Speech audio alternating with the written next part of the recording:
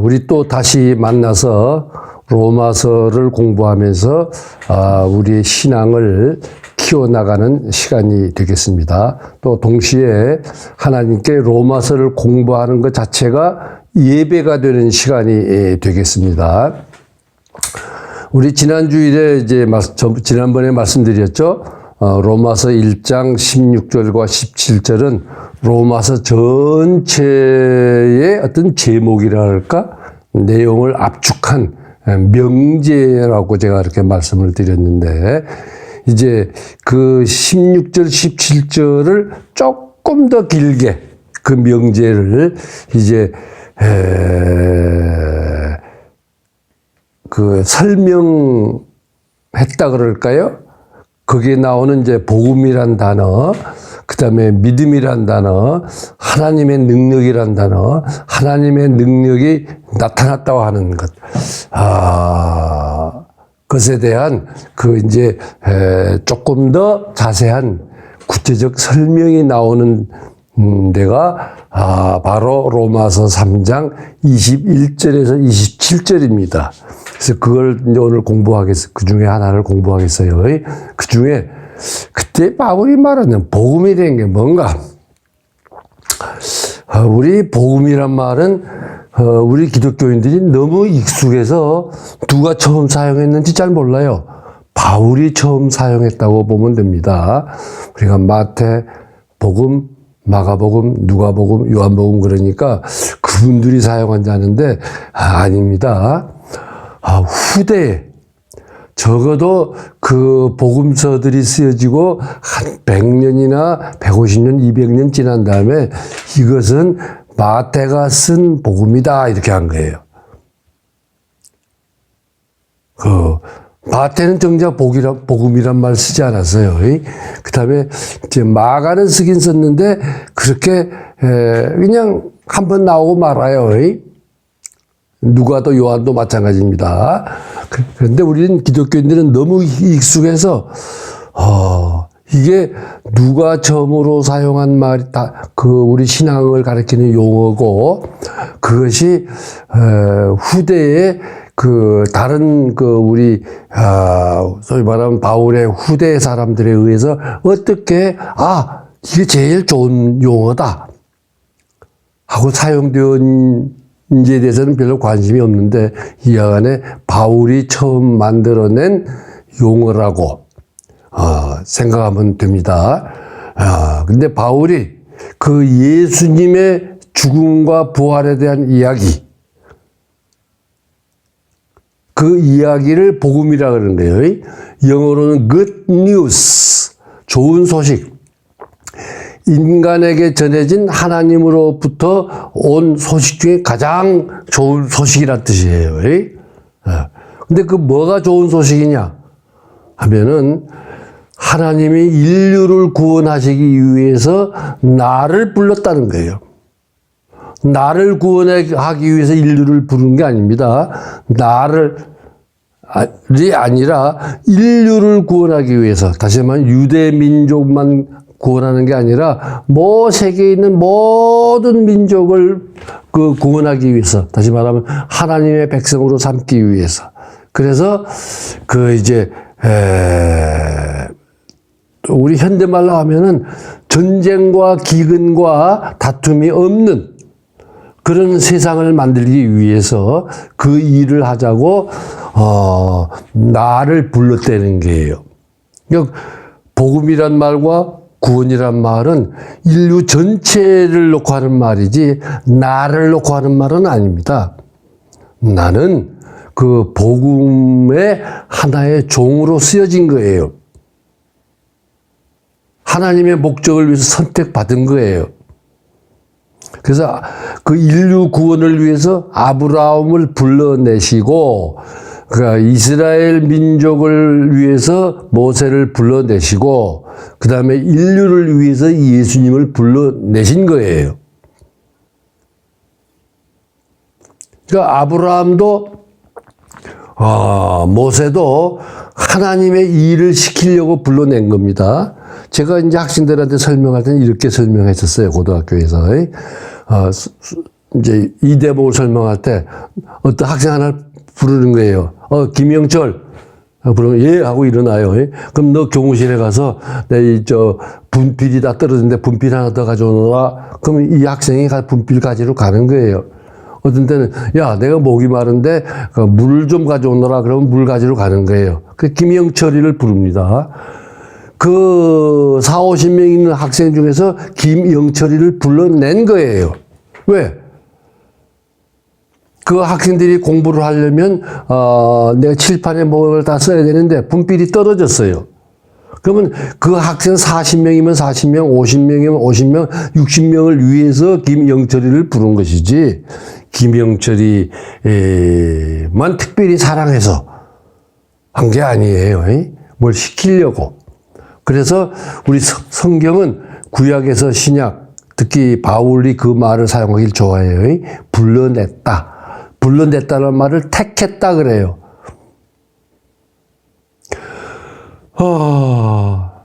이게 칼빈 이후에 이 택했다는 바울이 사용한 나를 불러냈다. 왜? 뭐 하려고 하나님이?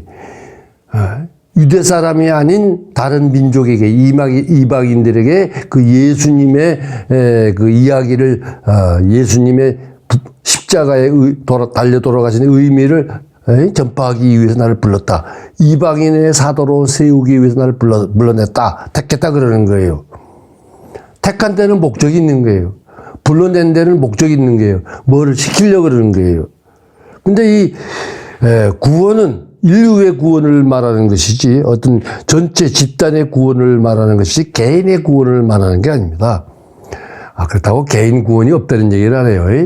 근데 개인을 한 사람 한 사람을 불러내신 이유는, 택하신 이유는 인류를 구원하기 위한 일꾼으로 쓰기 위해서였다는 거예요. 이게 앞으로 여러분이 로마서를 쭉 계속 일주일에 한 번씩 읽어보시라 그랬죠? 그러면 9장에서 11장까지 나오는 이야기예요. 나를 택하신 이유가, 이스라엘을 택하신 이유가 인류를 구원하기 위해서였다는 거예요. 그런데 이게 이제 로마의 국교가 되고, 그 다음에 어거스틴이라고 하는 훌륭한 분이 나와서, 이제 인간은 하나님의 품에 안기기 전에는 참 평안이 없다. 라고 하는 고백을 했어요. 그 이후에 그 어거스틴이 말한 하나님의 품에 안기기 전에는 인간에게는 평안이 없다는 얘기는 인류 전체가 그렇다는 얘기예요. 로마 제국이 평화를 주는 게 아니란 얘기예요. 하나님의 인류가 하나님의 품에 안길 때, 다시 말하면 하나님의 정신, 하나님의 신앙, 하나님의 뜻을 따라 사는 세상이 될 때에만 인류에게는 진정한 평화가 온다는 말이 그 들어있는 거예요. 근데 그 중에 나도 있는 거죠. 그거를 어거스틴이 말한 그것을 개인 구원에만 적용시키는 잘못을 저지른 게 그게 기독교예요. 그래서 기독교 국가들, 유럽에 있는 기독교 국가들이 그때는 기독교가 한 국가의 정책에 절대적인 영향을 미칠 때입니다. 다시 말하면 국가의 종교예요. 그럴 때 아프리카로, 아시아로, 그다음에 남아메리카로, 북아메리카로 가가지고 아직 전쟁을 잘 하질 않아서 무기가 없는 세계의 모든 민족을 정복해가지고 식민지로 만들어가지고 경제적으로 착취하고, 아프리카의 흑인들은 그물로 짐승을 잡듯이 잡아다가 노예로 부려먹고, 다시 말하면 이집트에서 히브리 민족이, 이스라엘 민족이 종살이 할 때 그 노예처럼 그렇게 부려먹어요. 잡아다가. 지금도 필라델피아에 가면은 이제 배로 싣고 와가지고 필라델피아로 들어오는 강이 있어요. 그 강, 소위 말하면 포구가 하나 있는데 그 포구에서 노예들을 이제 팔았어요. 경매하던데요. 그것이 보존되어 있습니다. 저는 필라델피아에 가면 거기 미술관이 참 좋은데 미술관보다도 거기를 여러분들이 한번 가보시기를 바랍니다. 그 짓 한 거예요. 미국이라는 기독교 국가가 아프리카 가서 짐승을 사냥해 오듯이 흑인 인간을 사냥해다가 거기서 팔고 사고 한 거예요. 근데 그게 죄인지를 몰랐어요. 그게 죄인지를 몰랐던 기독교가 기독교입니까?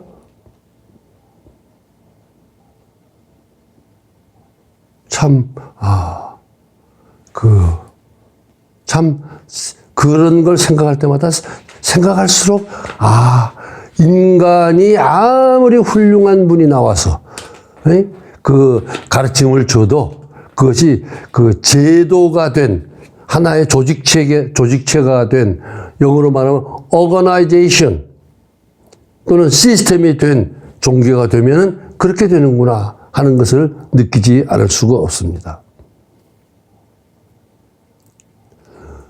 그리고 1차 대전과 2차 대전이라는 거는 기독교 국가끼리 전쟁한 거잖아요. 하나님을 믿는 독일과 하나님을 믿는 불란서와 하나님을 섬기는 영국이 서로 전쟁한 거잖아요. 그때에 독일에 틸리라고 하는 26살 먹은 종군 목사가 있었습니다. 신학교에서 박사학위까지 따고 나와서 저희 말하면 종군 목사가 됐는데 자기 군인들을 내보낼 때 뭐라고 기도해요? 오늘 불란서 군대가 쏜 총알은 우리 독일 병사들을 피해가고 독일 병사들이 쏜 총은 아무렇게나 쏴도 가서 불란서 군인들이 맞아서 죽게 해주세요. 이렇게 기도할 수 없잖아요. 또 그 반대편의 불란서에는 샤르땡이라고 하는 신부님이 종군 신부로 왔었어요. 똑같은 고민을 했어요. 전쟁이 끝나고 샤르땡은 저 중국의 선교사로 가버렸습니다. 도대체 같은 하나님을 믿는 국가끼리 전쟁을 하는데 종군 목사가, 종군 신부가 뭐라고 기도할지 알 수가 없는 거예요. 하나님을 섬기는 국가끼리 하는데. 그럼 나머지 신부님들과 나머지 목사님들은 뭐 했어요? 이거 전쟁은 죄다 했어야 되는데 그걸 깨닫지 못하고 그다음에 1차 대전이 끝나고 얼마 안 가서 30년도 안 가서 2차 대전이라는 더 큰 전쟁을 기독교 국가끼리 하는 거예요. 이게 교회의 역사 가운데 가장 수치스러운 부분입니다. 기독교가 인류를 구원할 수 있는 게 아니라 복음이 예수님만이 예수님의 십자가를 따라서 자기의 십자가를 지고 사는 사람들 그 어떤 그 공동체만이 인류를 구원할 수 있다고 하는. 그러니까 또 그러면 금방 기독교인들은 기독교가 못하면 교회가 한단 말인가? 이렇게. 교회도 못합니다. 인간의 집단은 못합니다. 오직 예수 그리스도의 십자가만이 모든 인류가 평화롭게 사는 세상을 만들 수 있습니다. 이게 복음이에요. 옛날에는 대제사장만 지성소에 들어가서 이제 하나님을 만날 수 있었어요. 근데 이제 누구나 그 제사장 필요 없어요. 누구나 하나님을 직접 만날 수 있는 길을 예수님의 십자가가 여신 거예요. 옛날에는 그 지성소 위에 이제 금으로 만든 덮개가 있었는데 지성소 안에 법궤가 있고 법궤 위에 이제 금으로 만든 그 덮개가 있었는데 그 덮개 위에다가 이제 피를 뿌리고 그리고 이제 죄 용서함을 받고 거기서 하나님을 제사장이 만나는 거예요. 일반 사람들은 그거 들어가도 못해요. 여자와 외국인들은 안더라도 못 들어가요. 그런 모든 제도가 무너지고 누구나 예수님을 직접 만날 수 있는, 예수님을 직접 만난다는 말은 하나님을 직접 만나는 거예요. 그래서 하나님의 백성이 될 수 있는 거예요. 이렇게 기쁜 소식이 어디 있습니까? 종교를 통해서, 종교의 지도자라고 하는 그 제사장이나 대제사장을 통해서 만나는 게 아니라 하나님에게 직접 죄를 용서받고 하나님의 일꾼이 되어서 이 세상에 평화를 가져오는 인류를 구원하는 일을 할 수 있는 그런 하나님의 동역자, 영어로 말하면 파트너가 된 거예요. 에이전트가 된 거예요. 이게 이렇게 기쁜 소식은 있을 수가 없어요. 누구나 종교를 통하지 않고 제도화된 종교를 통하지 않고 하나님을 직접 만나고 그 하나님께 죄 용서함을 받고 그리고 그 하나님이 원하시는 세상을 만들기 위해서 하나님의 일꾼이 되는 거예요. 이게 복음이에요. 그래서 바울은 개인의 구원에 관해서는 그 용어상 부정하는 게 아니라 불러냈다, 택했다 이런 말을 쓰는 거예요. 우리 오늘날 기독교인들은 이 바울이 왜 하나님이 자기를 택해서 종으로 썼다, 복음을 전하는 이 말의 의미를 알아야 됩니다. 죽은 다음에 천당 가는 게 구원이란 말은 성경 어디를 뒤져도 없습니다. 이 하나님이 나를 택한 그 일을 다 끝내고 나면 하나님께서 그래 너 수고했다. 착하고 충성된 종아. 오늘 내가 이 만든 잔치에 같이 참여해서 나와 함께 즐기자. 라고 하늘나라에서 하나님이 베푸시는 잔치에 우리를 환영해 준다는 그런 표현으로 마태는 표현합니다. 바울은 내 소원은 이 일, 자기한테 맡긴 그 일을 이방인에게 복음을 전하는 일을 다 마치고 나서 가서 예수님을 만나는 게 소원이라고 그랬어요. 내가 지금 예수님을 안다 그러지만은 내가 아는 것은 거울로 나를 보는 것과 같다. 가서 얼굴과 얼굴을 맞대고 보고 싶다. 그거예요. 복음은 살아서 예수라고 하는 기독교의 창시자가 하나님의 아들이었던 것을 마음속으로 심리적으로 확신하고 그걸 교회에 열심히 출석하고 교회가 시킨 대로 다 하면 죽은 다음에 천당 간다. 그런 얘기가 전혀 아닙니다.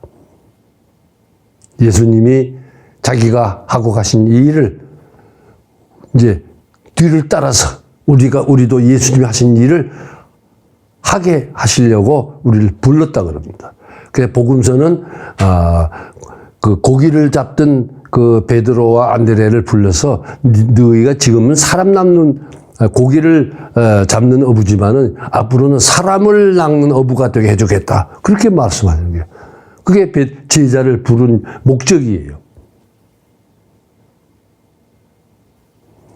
우리가 이 일을 우리 거고교회 사랑하는 형제자매 여러분들은 하나님이 우리를 부르신 그 목적을 거창이라고 하는 비록 작은 땅이지만 여기서 충실히 해야 돼요. 우리가 하는 직업을 통해서 해야 돼요. 그러면 죽은 다음에 예수님을 만날 수 있어요. 지금은 성경을 읽어도 제가 여러분 설명을 해드려야 여러분들이 그 성경의 의미를 알 수 있잖아요. 그래봤자 그게 얼마 됩니까? 전성근이가 아는 것은 저는 늘 그렇게 생각합니다. 내가 성경을 읽고 공부하고 아는 것은 바닷가에 모래밭인데 그중에 하나를 아는 것 같아요. 바울의 표현을 빌리면 거울로 나를, 옛날 거울은 지금 거울하고 달라요. 거울로 나를 보는 것 같다 그랬어요. 근데 예수님을 직접 만나 얼굴과 얼굴을 맞대고 만나서 예수님 내가 지금 모르는 거 다 물어볼 수 있어요. 지금 예수님의 이 일을 내가 함으로써 앞으로 예수님을 만나서 착하고 충성된 종아하고 만나서 칭찬을 받고 그 예수님한테 내가 물어보고 싶은 거 다 물어보고 그 예수님과 함께 지금 예수님과 함께 사는 거하고는 전혀 차원이 다른 완전히 예수님과 함께 사는 그런 상을 받는다는 거예요. 그게 복음입니다. 제가 길게 말씀드렸지만은 하나 이렇게 생각하면 돼요. 하나님이 나를 예수님이 하던 일을 하라고 일꾼으로 택했다. 예수님이 하던 일을 해야지. 내가 사는 곳에서 내가 하는 일을 직업을 통해서 해야지. 그렇게 여러분들이 결심하고 하나님 도와주세요 할 때 하나님이 예수님의 이 일을 할 수 있는 힘을 준다는 거예요. 누구나. 이게 기쁜 소식 아니고 뭐 기쁜 소식입니까? 앞으로 몇 번 더 죄란 무엇인지 믿음이란 무엇인지 바울이 말하는 것이 하나님께 우리에게 준다는 능력이 무엇인지를 로마서 3장 21절에서 27절까지를 상세하게 좀 공부하면서 우리가 우리의 믿음이 더 튼튼하게 소위 말하면 이성적으로도 정립되는 그런 시간을 갖도록 하겠습니다. 예수님의 축복이 우리 거고교회에 사랑하는 모든 형제들에게 함께해서 그 은총과 진리가 충만한 삶을 살게 해서 우리 거고교인들이 심겨진 곳곳에서 함께 주위에 있는 사람들이 예수님을 희미하게나마 우리의 삶을 보고 볼 수 있는 그런 우리의 삶이 되기를 기원합니다.